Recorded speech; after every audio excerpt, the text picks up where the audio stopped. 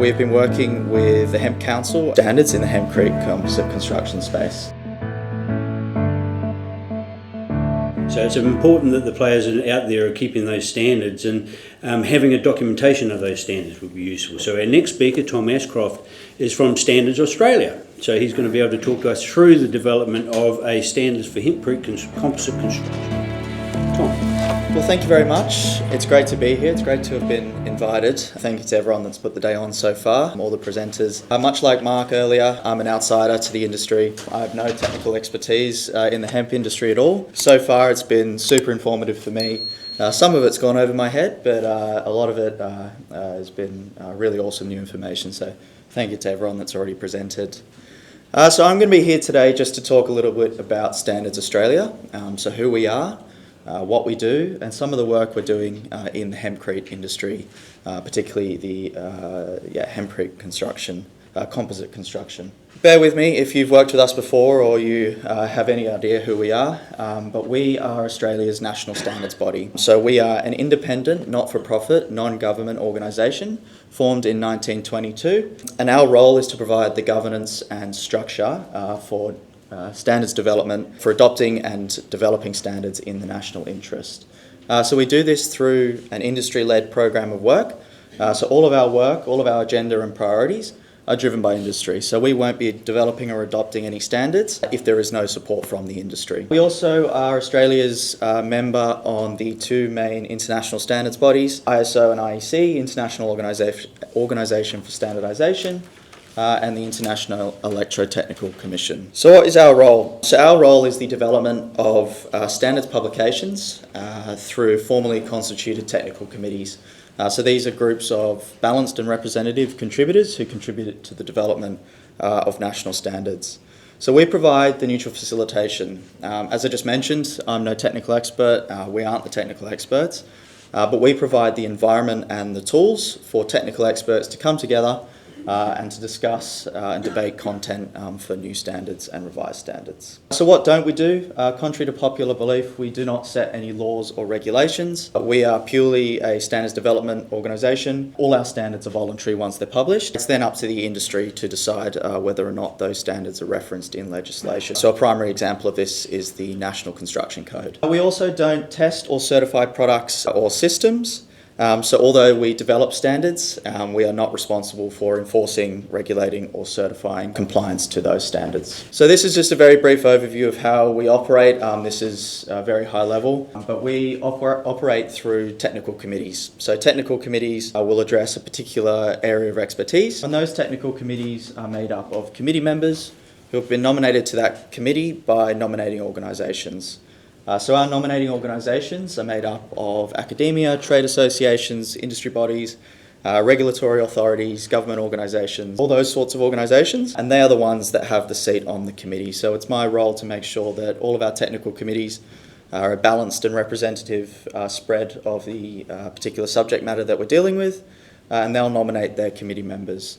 It's then up to the committee members to represent the views of that organisation, who obviously then in turn represent the views of a much broader membership base. On the right there we have Standards Australia side, so myself in the engagement team.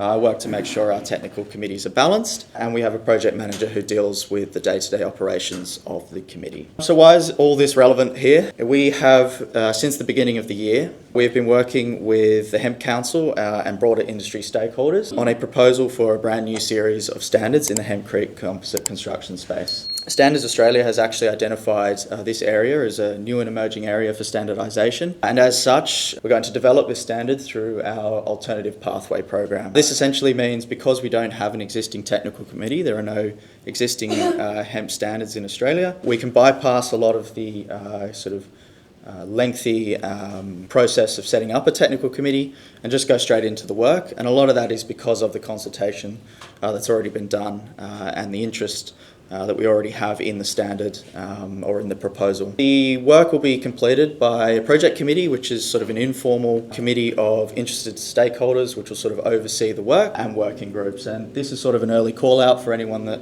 would like to be interested or is interested and would like to be involved to come and speak to me after or give me an email in developing that standard or those series of standards. And we hope to have these standards introduced by begun drafting by the end of 2025. And we have just, as of yesterday, released our consultation for the proposal, which I'll get onto in a second.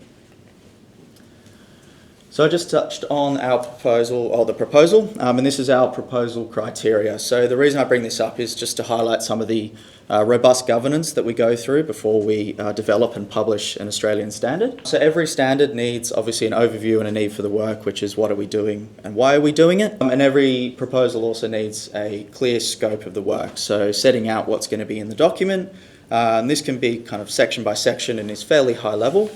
And I'll get onto that in a second, a little bit about what the scope looks like for this series of standards. We also have net benefit, so every Australian standard proposal needs to demonstrate net benefit to the Australian community. So this is in 5 categories: community safety and public health and safety, community and social, environmental, economic, and competition. On the far right there, capacity, we have no issue with capacity. There's a lot of interest in the work already. The most important thing there is stakeholder support. So one of the key pillars of standardisation is transparency, and as such, every Standards Australia proposal goes up for consultation, and anyone with interest in the standard, anyone in the public, is able to view that proposal, provide feedback, and most importantly, provide support. So as I said, we're industry-led. We don't accept or approve any proposals if we don't have support from the industry, so that support is crucial, and I'm going to touch on that in a second as well. So this is a little bit about why we're doing the work. I'm sure many of you would understand why we're doing the work. Currently there is no standard or Australian standard for hemp construction systems in the country, and the design and construction industry that utilises hemp in construction see the need for a standard to ensure that all buildings are made using hemp are of the requisite high standard. As such as well, by developing this work in Australia, there is an opportunity, if the industry so wants, to take this work once published to ISO, to the international standards body, and really be at the forefront of hempcrete standardisation at ISO and lead that work, which is a great opportunity not just for Standards Australia but for the Australian hempcrete industry as well. Touching on the bottom line there, which may interest some people, I just want to clarify a few things around the National Construction Code and standards. So the intention for reference of an Australian standard in the National Construction Code needs to come from industry. It can't come from Standards Australia, but we can provide, and we do provide, adequate liaison and support in providing the ABCB with all the visibility and information they need to make a decision on whether they will accept a proposal for change for the National Construction Code by referencing an Australian standard. So the ABCB are involved and have been involved in the consultation so far, and actually as of this morning have confirmed that they will be circulating the proposal within their organisation for feedback and hopefully support, which is a fantastic step towards potentially having it referenced in the National Construction Code in the future. We do have the benefit at Standards Australia of aligning very closely in terms of governance and process with the ABCB. In particular, our drafting rules, so how we write a standard, aligns very closely with the National Construction Code requirements for reference documents, which is why a lot of Australian standards are referenced in the NCC. In any case, the ABCB will be involved at all stages of the process.